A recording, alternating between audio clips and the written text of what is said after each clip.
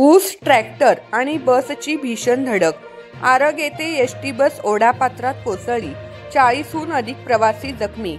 मिरज आगाराची एक बस MS-14BT 3690 आणि ऊस वाहतूक करणाऱ्या ट्रॅक्टरमध्ये आज दुपारी आरग शिंदेवाडी रोडवर भीषण अपघात झाला.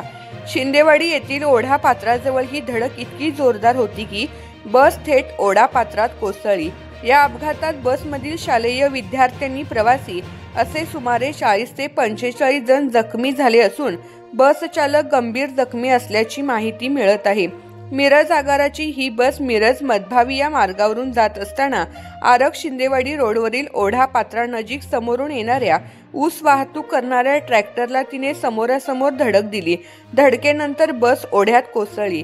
अपघाताच्या वेळी बसमध्ये शालेय विद्यार्थ्यांसह 40 ते 45 प्रवासी होते. या सर्वांना कमी अधिक प्रमाणात दुखापती झाल्या आहेत.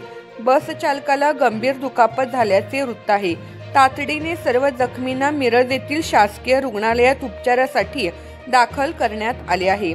अपघाताची माहिती मिळताच पोलिसांनी एसटी विभागाचे अधिकारी घटनास्थळी दाखल झाले आहेत. त्यांनी तातडीने पंचनामा करून अधिक तपास चालू केला आहे.